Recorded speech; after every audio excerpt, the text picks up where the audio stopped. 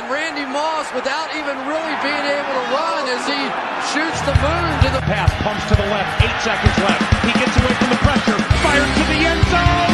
It's caught! It's Greg Lewis! Oh my heavens! Greg Lewis's first catch has given the Minnesota. Balls out, picked up by the Vikings. Joseph getting ready to slow for the race. Way ball, Joseph. No flags. Touchdown, Minnesota.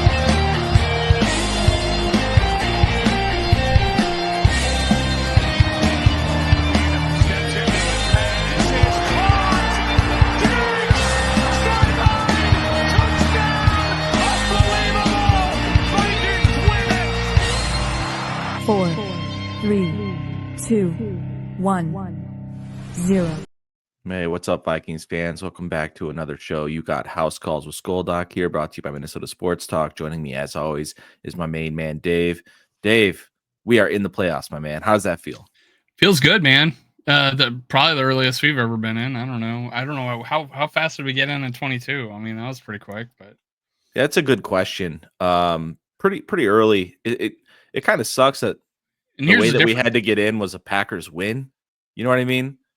But Yeah. it's a good nightcap. We're in the playoffs. Here's the difference between like 22 and last year and then this year.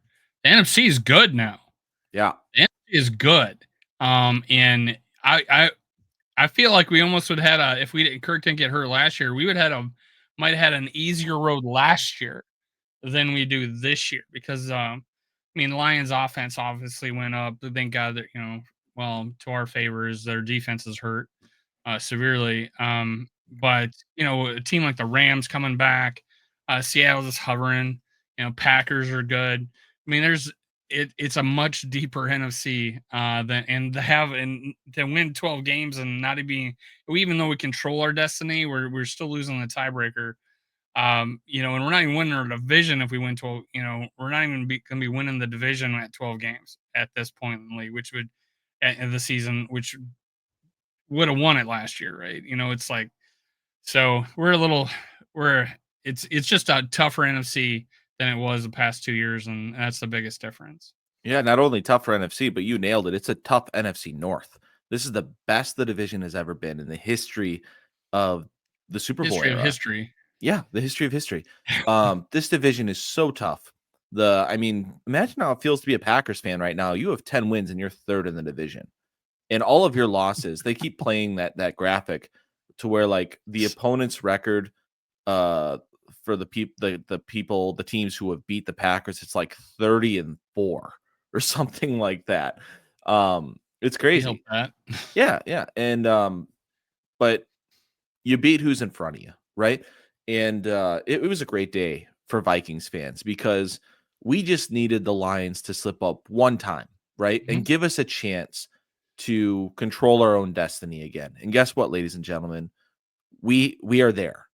The Vikings, if they win out, we get the number 1 seed because we have the tiebreaker against the Eagles. So that's a hell of a place to be. Now, first things first, you got to take care of business against the Chicago Bears on Monday night. And that's what we are here with. That's why we are here to break down that game right now. Before we get into that game, it was kind of serendipitous that on the same day the Minnesota Vikings clinch a playoff spot, the Chicago Bears were eliminated from playoff contention. And when you look at how the Bears played last week against the 49ers, especially that first half, it looked like a team that just wasn't really interested in playing football anymore. So hopefully the Minnesota Vikings come in Monday night against the Bears, focused on getting that number 1 seed, taking care of business. They're 7-point favorites at home against the Chicago Bears and get one more win because, Dave, we got 4 more W's to earn, and then we got a bye week, my friend. Do we control our destiny for number 1 seed too with the Eagles? We do. Oh, yes, we do. I thought I saw that. I just didn't know, but I rely on you for all my information. So. And that was going from several sources that I've seen that on Twitter, people who I respect and believe. So that'd be great, right? To have a bye the first week, especially with this juggernaut of an NFC. Well, I mean, the Rams are good. They're probably going to win their division now. Tampa didn't look scored some points this week. They most likely will keep it away from Atlanta. So it's a tough division. It's a tough Conference. NFC conference. That's the word I was looking for. Um, as far as the Bears coming in, they're one of the worst offenses in the league, and we gave them like hope. So my biggest thing right now is where's the defense going? Uh, Kirk was quote unquote terrible. Well, I didn't think so when we were tied 21-21 in the fourth quarter. We kicked they let Sam just go down the field and score on them, and then we kick off and they fumble. Kirk goes from 21-21 to 35-21. Big difference with 8.5 minutes left. Big difference the way you're going to play the game. So getting 495 yards against us, and what did the Lions just do? 500 and something. Bills had 535. That tells you what the or somewhere around there. It tells you how good the Lions defense is right now. So that's a good thing for us. But we're giving 495 to Atlanta. Obviously the Lions are better offense all around. They score more points for sure. Atlanta's like 15th or something like that. So there's something about our defense that needs to be figured out before we get to playing the Lions or the Packers. Something needs to happen before then. Something's going on. We're getting up too many chunks. The only thing we got going for us is we keep people in the end zone because we cause turnovers. I think we're leading the league with like 20 interceptions. Yeah, absolutely. You look at the EPA of the defense weeks like 1 through 12, and it was like top 5. It was like 1, 2, or 3 or something like that. Yeah, it was top 3 or something And like the that. last couple of weeks, it was like 20th. So definitely a step back. I subscribe to the theory that they've just had too many snaps as of late. The time of possession is kind of hurting them. They're on the field way too much. And they're getting tired. It's an older defense, so they're getting tired. Now, what you've seen the last couple of weeks now is more rotation, getting Van Ginkel off the field, getting some corner rotation in there. Moreau played a lot in place of Gilmore, who's out with a hamstring. I haven't seen an update if he's going to be back for the Questionable. Bears game. Yeah, Currently I would questionable. assume that he's probably out one more week just to give him some more rest. But and then the other thing is Ivan Pace is out. I really think that when you have both Cashman and Ivan Pace on the field together, that this defense kicks ass. And then when you miss one of those guys, it does hurt a lot because Ivan Pace Having is Ivan Pace in there blowing up run plays just because he sneaks under a block does getting penetration. Anytime we get penetration, which leads me to Redmond. Again, watching the video again, he's the only, and I think I mentioned in the last show we did. He's the one getting penetration when he is in there. So get him in there more. Make him a full-time starter. Um, I don't see a let up with that guy. He seems that when he gets in there, he gets penetration, blows up running plays. he's fresh, Dave. That's the thing. Is he fresh, right? He hasn't played all season like Harrison Phillips, Jonathan Bullard. True. He's got juice. Same thing with Dallas Turner. When you watch the film on these guys, they are moving at a different speed than these other guys because they are fresh, and that's been great. And I think Dallas Turner is going to have a big role against the Bears tomorrow, Monday Night Football, because they need him to. But that just goes to what I was saying is I think this defense is tired. Now we've had an extra day of rest getting ready for tonight. This is a Bears team that put up 4 yards in the first half against the Niners. I do think this is a get right game for the defense here at home on Monday night. So hopefully they show us something, but I'm right there with you. This defense, it is concerning going into the playoffs here. Having the Packers week 17 and the Lions week 18 to kind of wrap up that division in your pursuit of getting that number 1 seed. It's not going to be an easy task, and you're going to need your defense at full strength. Now, good news is I think we get Ivan Pace back for Seattle. No, it's for the Packers game. So 2 more games without Ivan Pace, and then he should be back. And this is kind of a repeat of last year, except we started out the season good. We played really good up until the last few games, but we finished pretty bad defensively. I mean, we didn't even give Nick Mullins a fair shot. I mean, he probably doesn't throw as many interceptions if he's not pressing the whole game, the whole second half. trying to keep up with the other team's offense, because that's how bad our defense finished the season. I mean, it wasn't Donishell bad, but now the thing that's making the difference still is that, even in this swoon we have with the defense, is we're still turning the ball over, and that's great. Absolutely. Still number one in interceptions in the league. I believe it's the Because only we team that is. stopped doing that last year. Like, we Yeah, stopped that in 2022. We started out turning the ball over, didn't yeah. finish turning the ball over. Last year was complete smoke and mirrors, and this year it's not Yeah, we just have the smoke and personnel mirrors. now. Yeah, We have we do better have the personnel. personnel to cause pressure without rushing 5+ or just rushing 3. Because remember, that was the whole thing last year. 100% true. And this year we are able to rush 4 more often and still get pressure with 4, which is key in the NFL. That's really important if you can do that. So I agree with you. I think this is the get right game this week for the defense, and we'll be watching out for it. Just going over where the Bears rank in offense. We talked about this a few weeks ago, so we'll kind of keep this recap brief. But they are 28th in total yards, 30th in passing yards, 23rd in rushing offense, 24th in points, scoring 19 and a half a game, and then third down percentage they are 30th. So by no means are they a good offense. In fact, they're a bad offense. They're one of the worst offenses. And think about the personnel they have. They have good weapons. Right. And you got Caleb Williams as a rookie. Will he grow? Sure, Yeah. probably.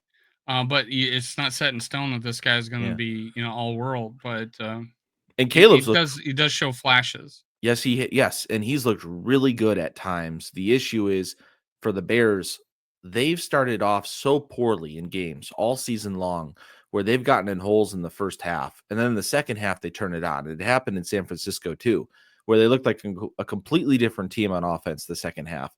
If they could figure out a way to sustain that the entire game, that team's going to be fine. And they did kind of do that against the Vikings, I think, at home in Chicago. They started okay and they kind of were steady during that game. They did, need a lot of breaks at the end of the game to force the overtime, but through a lot of that game, Caleb looked pretty good and he was able to escape pressure. He's pretty dangerous when he Yeah, he escapes looked to his fine right. against us. Yeah. Um, And how do you feel about? Yeah, I know. Like you said, he got to roll out to the right quite a bit. yeah. Um, it's almost like we need to, defend that. Yeah. There's easily ways to do that, is bring the pressure from that side if we do, or stunt to that side, whatever, but do something to that side, to get him to go up the middle or to the left more. Hmm. And then, hopefully we get someone, getting pressure up the middle or off the edge.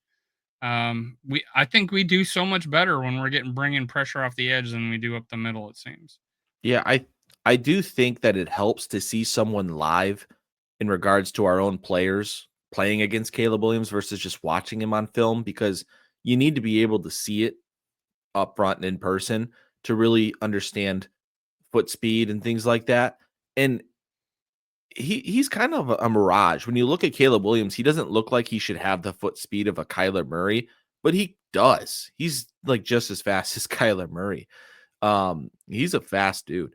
So I think that the players are now going to have a better understanding of attacking him from the left edge and keeping him in that pocket much better. And especially, I mean, this game is now, obviously not in Chicago. This is in Minnesota.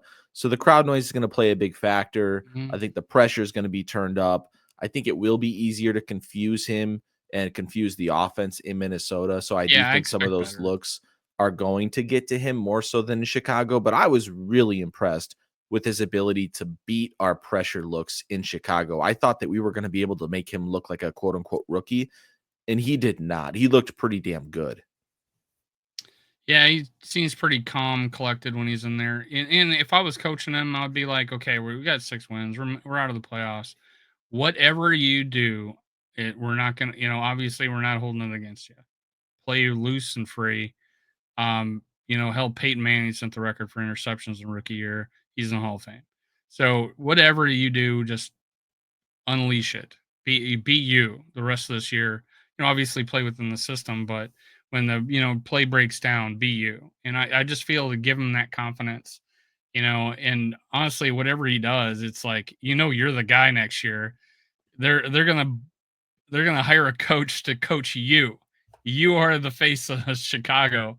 So you should have that confidence. You should play with it. Yeah, for sure.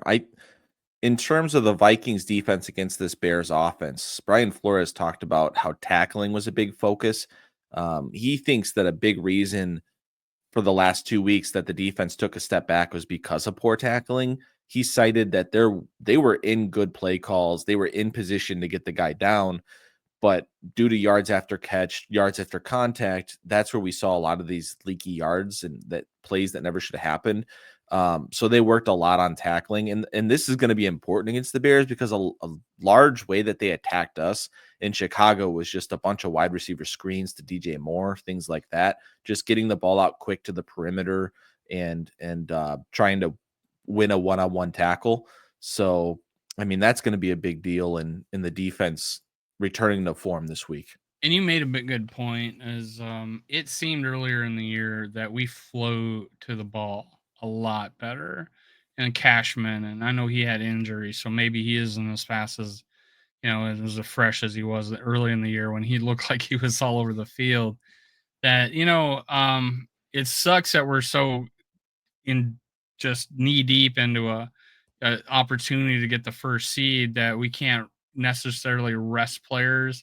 It would be nice to have a 2 or 3 game lead, or maybe 2 or 3 game behind, to where we could rest players. But it's so important to get that number 1 seed, to get that bye week. It would make such a big difference. Yeah, it does look like he said that maybe we're tired, and honestly, it doesn't look like we're flowing the ball that well, and that makes a lot of sense with what Flores said. Now, early in this season, I had some problems with a couple players being able to tackle, like a Murphy Jr., and then he just started to play good all the way around. So he's turned his career around in one season. I've seen improvements with some players, but yeah, for me now it seems like you said, they're tired. They're not flowing to the ball as much as they do, and I do think Ivan Pace Jr. not being in there is a big deal too. I agree. So we've pretty much covered our defense against their offense. We talked about how it should be a get right game. This should be a game where you limit some yards to this is going to be a lot easier in my opinion than the Falcons, than the Cardinals, because those teams legit had weapons. Yeah, They had a really good yards per veteran play quarterbacks. average, veteran quarterbacks. This is an opportunity to get after a rookie this week. So I will be pretty discouraged if the Bears are able to move the ball on us, because that's just not a great sign heading into the last 3 weeks here when you play 3 games where you absolutely have to start playing better defense to lock up that number 1 seed. Yeah, like these guys are averaging under 300 yards offense, and we go Right. and give up 400 of these guys. It's like something's wrong. Something's got to get fixed really fast. I Eh, agree. we need to keep it around 300. Now, keep in mind we might be way ahead in the fourth quarter and then get a lot of garbage yards. I would differentiate that, if that was the case. They were just trying to come back, but in us playing, prevent the whole fourth quarter. But we haven't done that very much. So even the last game, all that shit happened, and like with 8 minutes left in the game, we went up 2 scores, and um, yeah, I guess we're going to talk about our offense. So Yeah, and let's transition to the offense now. So first I want to break down our offensive numbers to date, and for the first time we can say that this is a bona fide top 10 offense this season based on these numbers. So number 1, total yards, we rank 10th this season, 371 yards per game. Passing yards, we are 7th, 238 yards a game. Rushing yards, we are 17th. That's much better than what we have been averaging throughout the last couple of years with Kevin O'Connell. So that's seen an uptick. Points, we are 26.1 points per game, which places us 9th. Okay. I Third think down that's better too than the last 2 years. yeah, Right? third down I think we were like percentage. 23, 24-ish before. Right. Third down percentage. We are 10th. So all of those numbers except for run offense are top 10. And then the run offense is like middle of the pack, 17th, which is just fine. So and that's where I kind of want to say is last week against the Falcons, the offense took control. Like you said, Kirk Cousins had the ball 21-21. Next time he had the ball was 35-21, right? Like this was an offensive win. This was a Sam Darnold lead us to a win.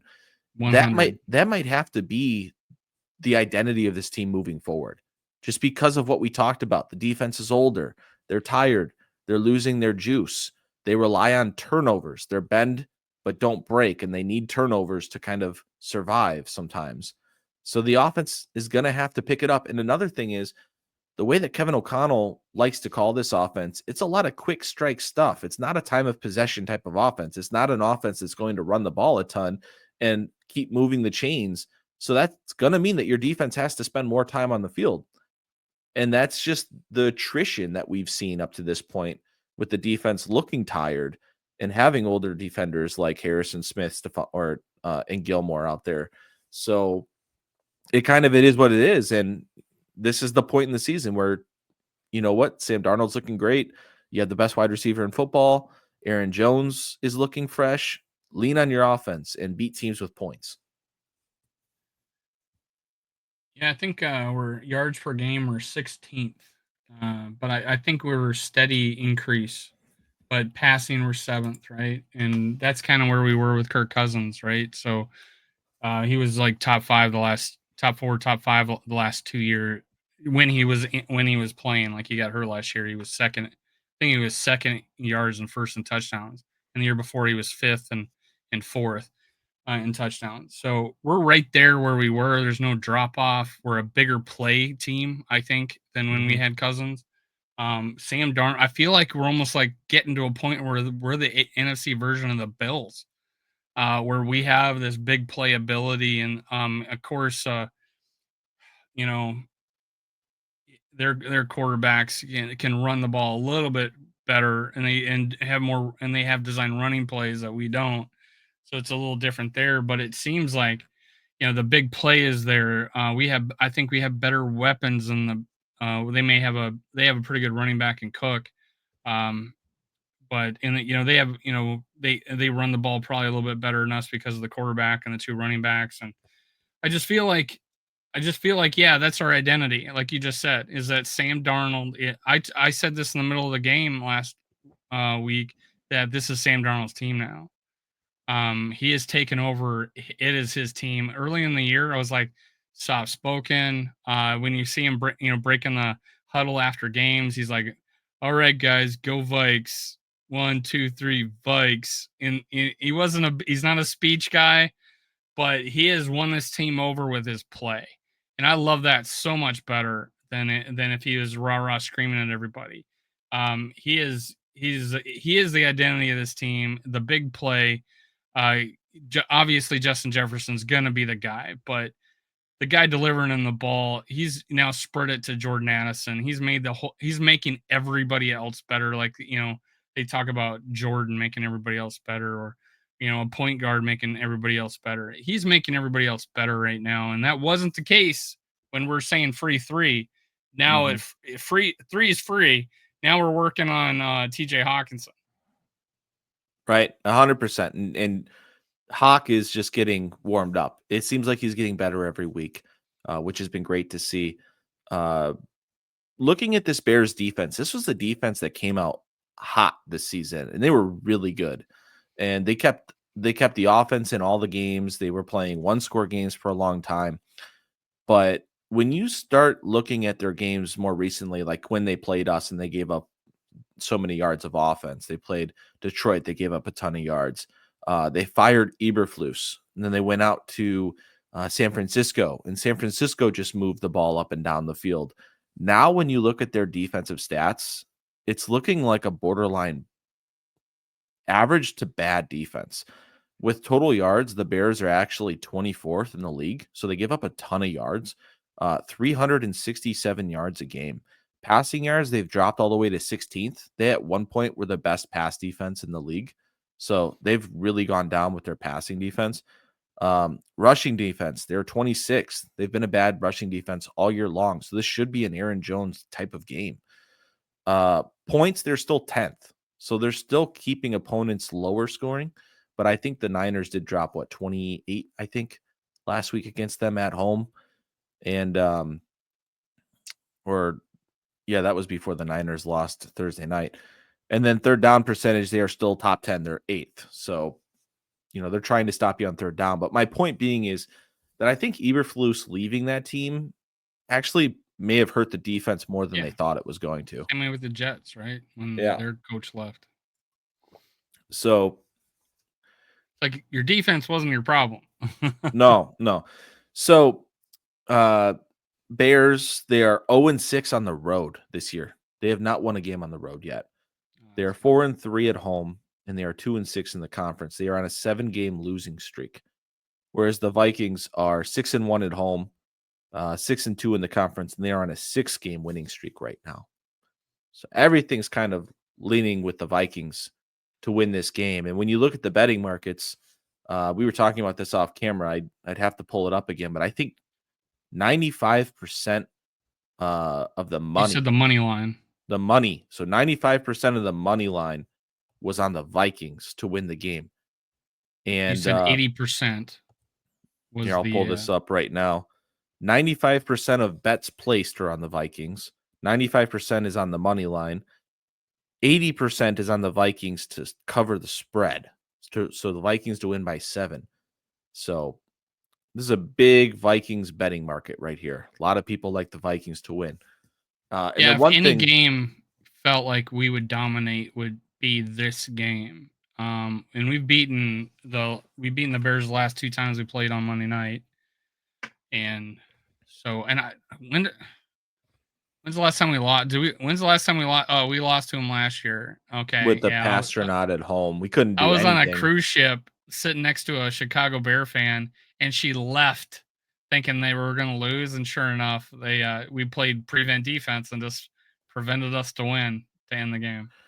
Yeah, I mean, there's a lot of people kind of worried just because weird stuff happens with the Bears, but yeah, I don't know, man. I think the Vikings team is just too good, and this Bears team has been through too much, and their leadership is out of whack. And I think that this is a game where the Vikings, personally, we'll get to our picks later, but I think they're going to win by 10 plus this game. I think they should kind of run away with this one. 100%. I got a little anecdote today. I was a guy saw that I'm always wearing Viking shit, and my front license plate's a Viking logo, and my floor mats are Viking logos. A guy goes, he says, oh, I'm a Viking fan. He rolled down my window. I'm a Viking fan. I'm like, how'd you become a Viking fan? He says, well, when I was a kid, I was a Herschel Walker fan and became a Viking. And I'm like, dude, you're the first person to ever tell me that they became a Viking fan because you were a fan of Herschel Walker. So yeah, he laughed. He agreed. One thing I wanted to mention, we actually didn't talk about this yet. We talked about it off camera, but the Bears left tackle is going to be out this game with a concussion. So he must have suffered that in practice. And he's actually a decent pass blocker. He's got a pass blocking grade of 80, which is pretty good. Their backup, Braxton Jones. Right? Their backup, usually their second string is Larry Borum. He's got a pass blocking grade of just 50. So Jonathan Grenard is up there in the NFL in terms of pass pressures. He's probably going to be lining up on the right side going up against that backup tackle. So the Bears are going to have to offer a lot of help over there. Otherwise, Caleb's going to be under a lot of distress. They're showing Rashawn Johnson out, and one of the running backs hurt. What's the status questionable on DeAndre Swift? This is questionable. Did you see a practice report for him on Saturday? Because limited practice on Saturday. Okay, so he's probably going to play then. I saw DNP did not practice for 2 days, Thursday and Friday. Yeah, and it's a groin. So he's probably going to play then. It's a groin injury. He may not be at full. And he may re-aggravate that. Groin injuries are tricky, especially for running backs. 100. So you're probably going to see a lot more of Travis Homer spelling him this game. Either way, I'm not really concerned about the Bears running game in this game. I think the Vikings will shut down their running game. Feel like I'm not really worried about the Bears. And that's scary. Yeah. That's scary for us. Every time we think we're going to dominate a team, we don't. Yeah, we've been pretty hot offensively, though. Yeah. I expect that to carry forward. Now the question is, do the turnovers come back? Because we've played some turnover-free football now for a few weeks. So if those come back, obviously the Bears can win this football game. But we've done a good job recently of taking care of the football. Yeah, for sure. Shout out to Sam Darnold. And again, I equate this to what happened with the Rams when they won the Super Bowl is they turnovers, right? And I think Stafford led the league with 17. And there was a month there they didn't win a game. And KOC in an interview said with Purple Daily said it was, we had to stop turning the ball over and we won the Super Bowl. Pretty much said it just like that. So that's a big thing that happened this year. Reminisce, and the difference between us and them is that we were actually won our games while we were playing, turning the ball over a little bit there. So yeah, shout out to Sam Darnold, shout out to KOC and his punji stick. Uh, he has changed the turnover culture on our team. He's not afraid to bench a guy like Jones for 2 series after he fumbles. So just the culture, the accountability. It's just a wonderful time to be a Viking fan with all the the great coaching we're getting right now, and it's a KOC thing. To be able to change a guy's stars like he did Sam Darnold, it's very noticeable. 100%. Our coaching staff is easily, I'd say, top 3 in the Mhm. NFL, top to bottom. It's just fantastic. When's the last time we've been able to say something like that? I don't think it's going anywhere. Honestly, I don't think Brian Flores is getting an opportunity to become a head coach elsewhere. I just don't see that with the situation that currently suing the NFL, and the defense has slipped a little bit as well. I think that there's been more um, propensity for teams to hire offensive coaches rather than defensive coaches. And I think that there's some guys like Vrabel who, quite honestly, are more inclined to get a job before Brian Flores. So I think that he will be the Vikings defensive coordinator for at least one more year and probably several years to come. And I kind of wrestle with the fact, and I'm a fan of Brian Flores being our coordinator for a long time if we can. But I also wrestle with the fact that how much is it gimmicky? He does he does do some things that just are unconventional, and how much the teams actually are able to figure it out, and then it becomes obsolete. Um, so he's a defense that's always kind of got to reinvent itself. And just like Zimmer with his double A gap blitz. I mean, sooner or later they're just gonna put 2 running backs right there in the A gap and just throw the ball against us. So it's like, he's a guy, he's a defense. He's always got to kind of keep reinventing himself. I like creativity. I like keeping other teams on their toes. If he can continue to reinvent himself every year, or game to game, and I loved it when he said 3-4, 4-3, who we playing. He's that kind of coach. If he continues to do that, I'll be on his side the whole time. One thing that he does extremely well that I don't think he gets the credit for is he has an eye for talent and he's an Oh, excellent that's scout. He knows how to identify talent, how to utilize that talent in his defense. Basically, you know, he changes the scheme to what he has, right? yeah, 100. And one thing that we have to be okay with as with having Brian Flores as our defensive coordinator is that we have to adopt his mentality in you live by the blitz and you die by the blitz, right? Like there are so many plays where we get the sack or we get the interception, we get these big game changing plays because we're being aggressive, right? Calling the game that way.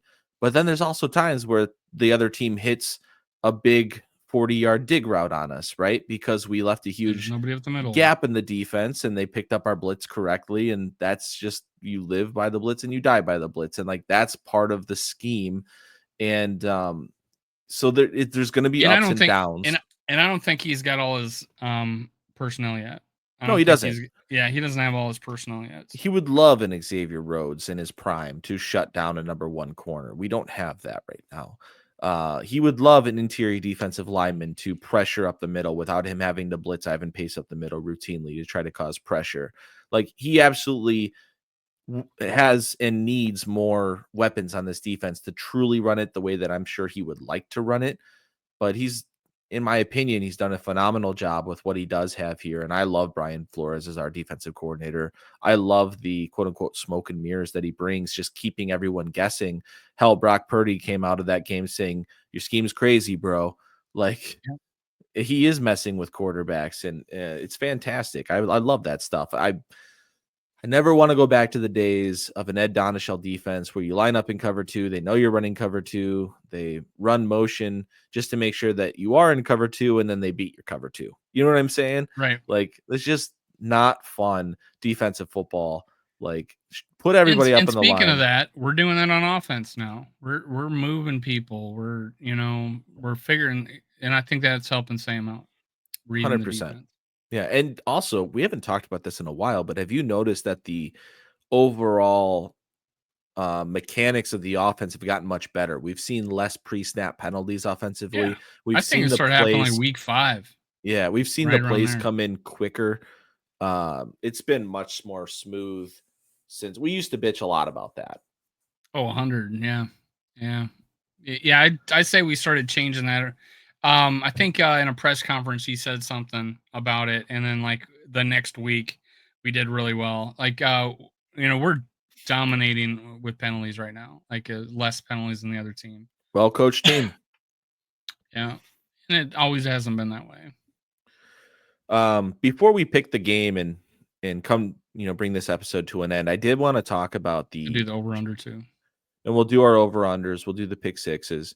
I did want to talk about the Bears coaching hire because it's going to be a big topic of discussion for the NFC North this offseason.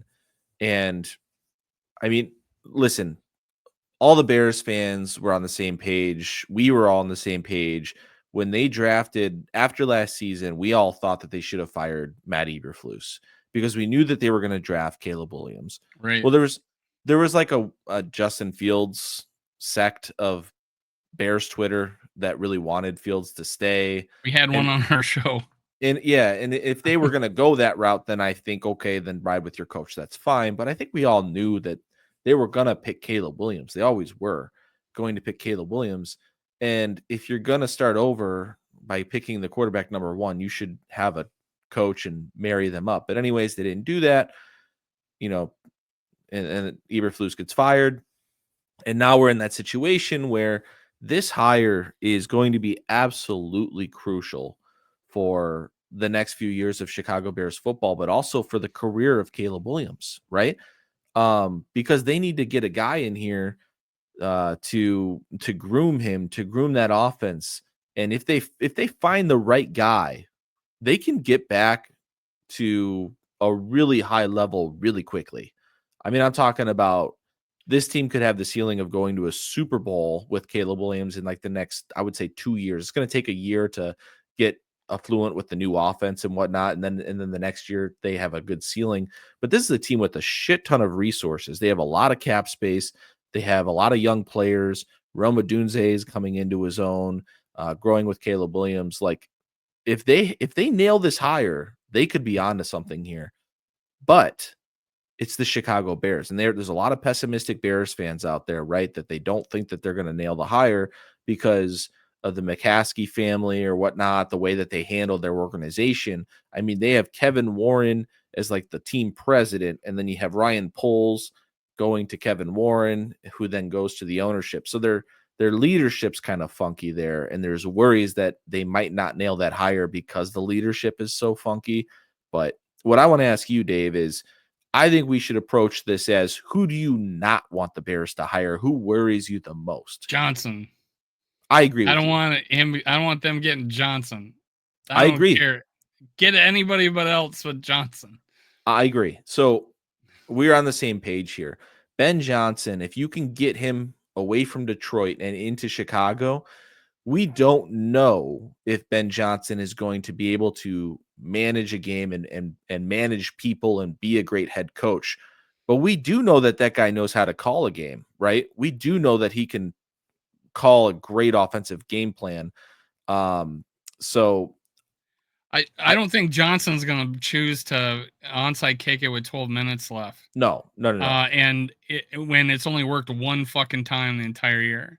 That was terrible. And I've been very vocal about saying that I love Dan Campbell. I really do. I love Dan Campbell, but I don't think he's a great coach. I think he's a good coach. I don't think he's a great coach. I think that Dan Campbell would be exposed without great coordinators that he has and a great roster that he has. So there's Same definitely thing room for happened with improvement. Cincinnati back in the day. Remember, they were really good. They won 12, 13 games. They were always making the playoffs. And then they lost their offense and defensive coordinator in the same year to be head coaches. One went to us, Zimmer, and they tanked. He lost his job within like 2 years. So going back to Ben Johnson as a candidate for the Chicago Bears, we are biased, right? Because we struck gold with Kevin O'Connell, right? He can manage a game well. It was rough at first. There's some growing pains Better with at him. it. He's so much better at it now. But he has always been, first of all, great quarterback coach, right? Knows how to communicate with the quarterback, knows how to make the game easy for his quarterback. No, he calls a great offensive game. Our biggest flaw with him is a couple trick plays that don't work every now and then. But whatever, man. Don't get me started. If you watch games around the league, everybody hates their play The caller. red zone? Yeah, but a double reverse screen? Yeah. In the red zone? All right, go ahead. But that's my point, though, is that if I was making the decision for Chicago, it has to be an offensive guy who knows how to make the game easy for Caleb, knows how to groom Caleb, knows how to give Caleb the answers within the play, right? Knows how to set up motions and move the defense to allow Caleb to have easy answers, make the game easy for him. And another big point of that is if you have success as a head coach and your offensive coordinator then has success, you don't want other teams poaching that guy. So then you have to make another hire and find a good offensive coordinator, because it's always possible that you hire Shane Waldron, right, to come in and just blow it up and he doesn't work. The Vikings did this with the Eagles quarterback coach when we brought in Kirk Cousins in 2018. So the Vikings threw the ball every down. Right. So the Vikings made it to the NFC Championship in 2017. We lost to the Eagles. We got blown out 38-7. And we went 8-7-1 the next year. So we brought in Kirk Cousins, paid him a ton of money. We were running it back, trying to get to the Super Bowl, and we hired the quarterback coach away from the Eagles. I can't remember his name. John DeFilippo was his name. And it was an utter disaster as an offensive coordinator, just did not work. And he was fired by like week 5 into that season, I believe. It was late. It was like I want to say 11 or 12, because we ended up running the ball for like 200 yards that week. But that's my point, though, is that it gets so much harder, and then your quarterback has to learn a new offense every year. If you don't, it just makes everything easier when your head coach is your play caller, because he's not going anywhere. Perfect example of it. 98, we lose our offensive coordinator. We get mediocre the next year. 2017, we lose our offensive coordinator. We get mediocre the next year. It's 2009. It was just a disaster. Favre got hurt. That was the biggest problem. But it always seemed there's probably other years too. It seemed like that, but those are the ones that come to mind. 98 and 2017 is we lost our coordinator, and we expecting to be the same team, and of course it didn't happen. Right. So, I mean, this hire's so big for the Chicago Bears for the next 4 or 5 years. Now Caleb might be too talented to just flat out bust. So that might not be an issue in terms of Caleb Williams busting, but I think in terms of hitting his potential of what he can truly be, this hire is very important. And if you, what do you think his floor is? I mean, his floor is probably not getting a second contract with the Bears and trying with a different team. If he just, doesn't end up winning games ever, but I would put more money on him getting a second contract with the Bears just based on his talent level and thinking that they can at least hire somebody to build up the offense better than Eberflus and this current staff has been able to.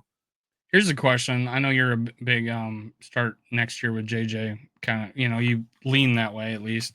Mhm. Are you a guy that's like, okay, JJ McCarthy seems to pan out, move on from him again and start over, or give him a second contract and it might be 50-60 million dollars by then? Pretty average contract by then. Is that kind of thing that you think about ahead of time? Is like, okay, I believe that we should move on from Sam Darnold, so therefore I think I should move on from JJ McCarthy when he gets to be too expensive. What's your thoughts there? I think that there are so many factors that go into it in terms of what's the rest of the team looking like, what's the cap situation like, how good is JJ McCarthy? Because I do believe that if you have a top 5 quarterback talent, you just pay them, right? Like you pay elite quarterbacks. But You if you pay a have Josh Allen. yeah, you exactly, you keep them in the building. Like when you see it, you know it when you see it, right? You pay those guys. If you have a guy like Trevor Lawrence, that gets really tricky, right? What percentage do you think? Because Sam Darnold's playing awesome, right? And it's only 1 year. We're always worried about 1 year wonders, right? Mhm. What percentage do you put like Sam Darnold actually like? If you could guarantee he played like this the next 3-4 years, you might pay that guy, right? What percentage do you think he's that guy at this point? What you've seen? It's a good question. What's my I confidence like asking level? hard questions. What's my confidence level that There Sam you go. Darnold Yeah. is the guy that we've seen since what, the Tennessee game? Tennessee, Chicago, Atlanta, like that stretch of games where he's thrown 11 touchdowns and 0 interceptions. Like that's what the question is. Yeah, I mean he's had other good games too, but Yeah, earlier but in the year. I would say my confidence level is if we were to bring him back with the same offensive um set up, the same coach, I think I'm 70% confident that he would be the same guy. So, the subsequent question is, would I pay $40 million a year to have this same guy in this offense for the next 2 or 3 years? Uh, I personally would say no, but I wouldn't be mad if they did it. I would not be mad at all. I just want to see the plan play out the way that we, originally uh, set forth to do so. Like we drafted JJ McCarthy with the top 10 pick. So I'd like to see him play. And it's fun to see a rookie quarterback come in and play and to get all that cash to spend on free agents and build up the team around you, because we do need to build up this team. I know that we should be super excited. We're 11-2. We just clinched a playoff berth. Shit, we have a chance at a number 1 seed, but the interior offensive line definitely needs to be built up. The interior defensive line needs to be built up. We could use a couple more cornerbacks. I mean, to be a dominant Super Bowl favorite type of team, there's a few more holes that we got to fill up. And we're in a situation where even if we did sign him, like we did this year with a lot of dead cap space towards the quarterback. So Mm-hmm. we do have the ability to bring in people. We've never had a this good of a cap situation. That the good thing is we can attract players now, which we wouldn't have done if we were like, let's tank. So I'm a huge anti-tanker, as everybody probably knows. So we're in a situation where I felt like we were winning on a team, and we're winning. We're a chance to go win 12 games here. That's I didn't think we'd get. I mean, I thought that might have been our ceiling. I said we couldn't. I this no reason this team couldn't win 10 games, quote unquote. And we've done that, and now we're moving on to another level that we can get these guys, and we got a Van Ginkel for I felt for cheap. We got Mm-hmm. Grenard for probably under market. Yeah. We got Cashman. We probably fair price, but he ended up being better than we expected. And we're getting him for 2 or 3 years, and we're being smart with that. And we did kind of put some money into the future with those 3 guys, though. I think they're only costing us like 14 million this year, all 3 of them, against the cap. So it's just I feel like we're a destination. And I've said this. and I said it 2 years ago, we're a destination franchise now. We've been that way for a few years now, and it shows in the NFLPA rankings. The facilities, the coaching, the ownership, we we score above and beyond in any category you think of, and now we got the team, and it's like we're just a destination franchise, and there's no way around it. Yeah, when it comes time for free agency, money talks, and usually players are going to go where they get the biggest contract. But uh, this serves as a hell of a tiebreaker. If the contracts are equal, this is a winning franchise, great coaching. The NFLPA survey, we score A pluses in every category. I'm really excited for this offseason. Still, obviously, we have some work to do this season, so not getting too ahead of ourselves. But you look at the Bears, the Lions, even like both of these franchises have some cap space, same as us. But we have some polling power for free agents to get them in this building. That's a big deal. So it's going to be fun. You want to do the pick six? Let's do the pick six. All right. For some reason, Skoldock doesn't like Justin Jefferson anymore. Has absolutely no faith in him. When we were not on camera, he was telling me he was dogging him totally. Tell us why you don't think Justin Jefferson's not any good anymore, and then you chose the under on this. I'm kidding, of course. Yeah.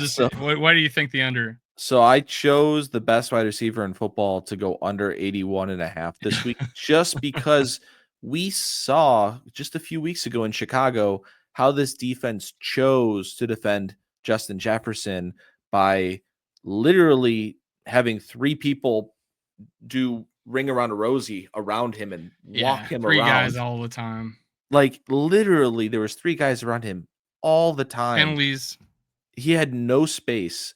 And they do follow him with Johnson, their best corner, which doesn't bother me if they're going to leave him one-on-one because Justin will beat anybody one-on-one.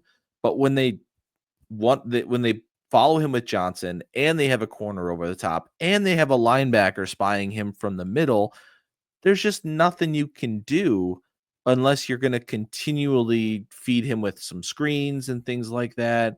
And even in Chicago, he was able to get a couple here and there based on the triple coverage that he was seeing. And so the penalties he drew too. Absolutely. Yeah. And that was huge. So he did not have a bad game in Chicago, despite putting up 2 catches, 27 yards or whatever that was. But I just think that I would be surprised if Chicago's defensive mentality shifts or changes. I think that they're going to try to take away the Vikings' best player like they did last time and hope that they can kind of slow down the other ancillary pieces like Jordan Addison, TJ Hawkinson by just playing better defense with the guys around them. I don't think it'll work, but I think that's going to be their mentality. I feel like we've adapted a little bit, put him in motion. His last touchdown he had in this last game, he weaved in and out of 4 different players and broke it off to a post and just caught the ball. I feel like I think he's going to be moving. He's the shooting guard that's always moving. I don't know if he's always been that way, but I saw it in the Atlanta game. He was coming back to the ball. That touchdown he had when he was wide ass open. It's like I could see that he knew where the guy was. He was noticing where everybody is, and I think he's taken his game to another level. Even though his yards aren't as he's not gonna break 2,000. He may never will, but I think his awareness, his effort is 100 all the time now, and I think he's Madden make him a 99. Let's go, Madden make him a 99. And I picked the over. I think it's just gonna be one of those. It's gonna be a breakout for everybody, almost everybody game. I think Madden did make him a 99 several weeks ago. It Oh, was they dumb did? that he didn't start as a 99. Hell, I didn't even know. It took I like didn't even 2 or know. 3 weeks for them to be like, "Oh yeah, he's 99." For some reason. I didn't even know. I didn't think even know they they didn't made- have. Well, if he's I coming rec- off a 1,000-yard season, but Yeah. If I recall, they made Tyreek Hill a 99 and only Tyreek Hill in terms of wide receivers, and then they fixed that rather quickly. Yeah, he didn't start off that great. I mean, he is still a kind of a cheat code. I don't think he's as dominant as he has been though. No, I think I saw that he had more, and I don't know if this is a real link, but I saw that he had more kids born this year than touchdowns. I saw they had 5 kids born this year and only 4 I didn't expect touchdowns. that stat. I didn't expect that stat. Now, again, I don't know if that's real because he's married. So I was like, ugh, that's a tough I saw situation. someone making fun of his how many kids he has, but yeah, I didn't realize that was a stat. Aaron Jones, 64 and a half yards. We both picked the over. I picked it because I just think he's one. You said Chicago hasn't been good against the run, but I just think he's being more consistent. We're getting longer runs out of him. This should be easier for him. He's still the number one guy. Yeah, I just think of this. A whole offense is going to eat. Yeah, for all the reasons that you just said, and also one of their better defensive tackles, Dexter, just got hurt in the San Francisco game. He's not going to be playing with a knee injury, and so I think we're going to have a little bit more success up the middle on them as well. Yeah, he's out. Did not practice all week. Gervon Dexter Sr. Yep. Jordan Addison. Who's had a breakout more than this guy, right? And I was just laughing today, and I didn't tweet. I stayed off Twitter for the most part today, and I was like, Williams dropped that ball on he's wide open, no one's draped over him, drops that ball, and you know how the Lions fans are saying that the argument's over. Williams is so much better than Jordan Addison. I just wanted to talk shit, but I didn't. Jordan Addison would have made that catch with 2 guys draped over him. That's the kind of difference of a player he is. He has body control, awareness, and he tracks the ball. He's an elite ball tracker. Elite. Mm-hmm. Absolutely. 100% agree with you. Jordan Addison's been on fire. Sam Darnold has really looked his way now, and he knows when to look his way.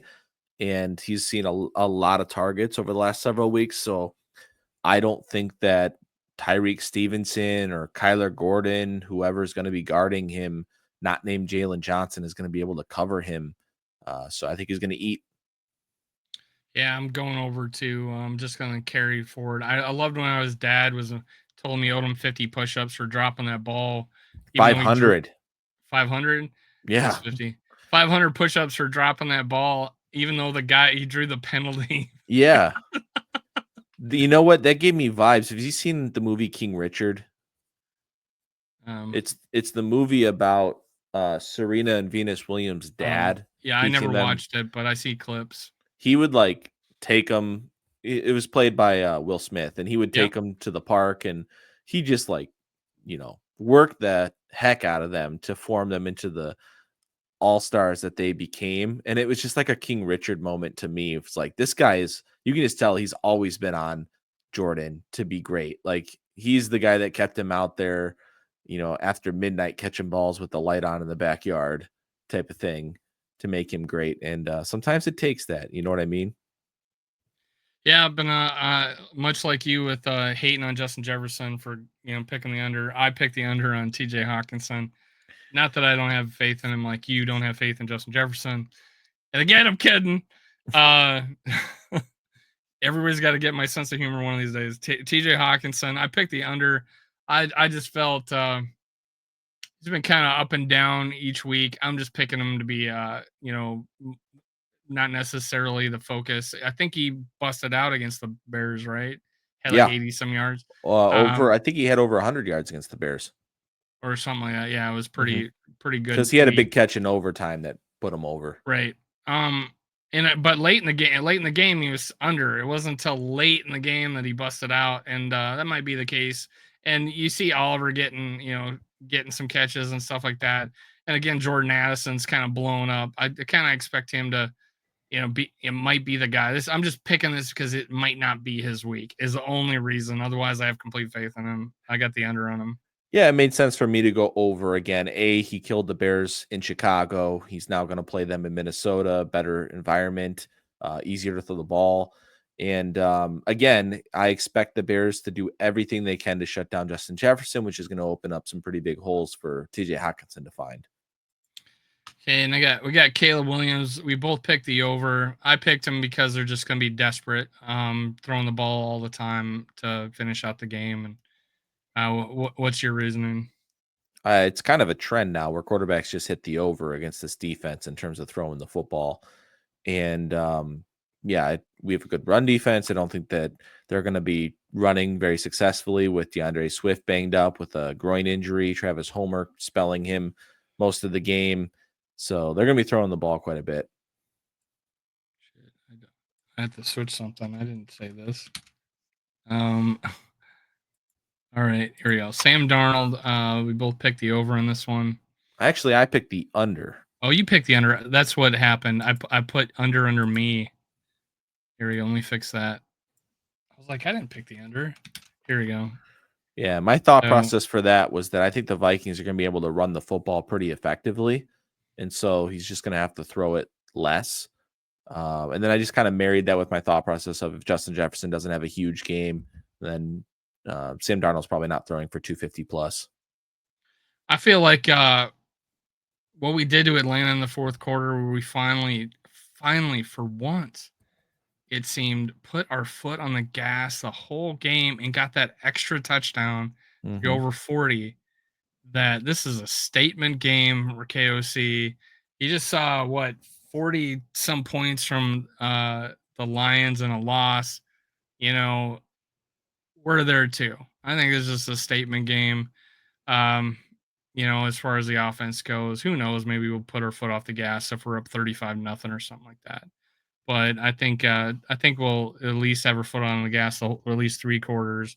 And Sam Darnold, big play. He can easily get a bunch. He could have 200 yards by half. I don't think that, but I just think I think he's taken that next step where we trust him, and now he's trusting Jordan Addison. He's seeing the whole field. And you did say that running might take away from this team, but we're still not a running team. I think Sam Darnold is just going to throw the ball over the field again. Yeah. So does that bring us to our actual pick? You want to pick the game? So you're 32-28. I'm 34-26. We both went 6-0 last week. Mm-hmm. Yeah. I'll go first. I haven't even thought about this. I'm thinking about this for the first time right now. I can pick first if you want. Give you some time. Okay, go ahead. So let's look at the over-unders here. So the Vikings are 7-point favorites at home with an over-under of 43.5. Okay. So I got mine locked in. Go ahead. Yeah, I just feel like 10 is the number. I think that we're going to win by 10. That's what my gut's telling me. And I don't think the Bears are going to score more than 17. So with that said, I'll pick the Vikings 27, the Bears 17. All right. I'm going with this is our statement game. This is, and I do think, the Bears won't necessarily get blanked this game, but I'm going 38-20. 38-20. It's the game. This Big is the offensive one. day. Yeah. This is the one. Home Monday night statement game. We're about to basically control our destiny if we win this game. Our team has got to be fired up after the Lions just lost. Yeah, 38's a lot of points against this defense that averages 19.5 points per game. Nope, the 38. Bears given Double. 38. Double. But that would be that'd be a great Monday night for us. So So we both had the Vikings covering the 7 points and winning the game. I think that if the Vikings lost this football game, the number one thing obviously is turnovers. I think we would be talking about how we turned the football over, maybe even the Bears defense scored. I just see the Vikings dominating at home this game. I really do. This is a Bears team right now that's lost 7 in a row, we said. Yeah, 7-game losing streak. They haven't won a game on the road yet all year. Do we really think that they're going to win their first one against the 11-2 Vikings at the bank on Monday night? I just don't see that. Nope. But Nope. bookmark it. Could be wrong. Okay. All right, guys. Well, thanks for tuning in. Catch us after the game. We will go live Tuesday night at 9 p.m. to break down the game and take your questions. And Skol. Skol Vikes.